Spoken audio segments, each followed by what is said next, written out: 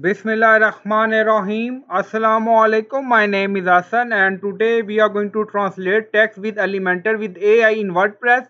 Before starting work, it's my request, please subscribe my channel. Thank you. Now back to our work. So we are in Elementor page. Now on screen you see text. So click on it and then on left side you see title and then you see write with AI. So click on it. Now you see loading. And if your website is not connected with Elementor with AI, when you click on Write with AI, then you can connect your website with Elementor with AI and then you can perform operation according to your requirement.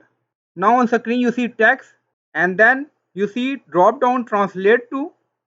So click on it and you see different languages German, French, English, Dutch. So you can select language according to your requirement. So I select Italian. Now loading and then you see all text is translated into Italian. So again click on drop down translate to. Now back to English or German.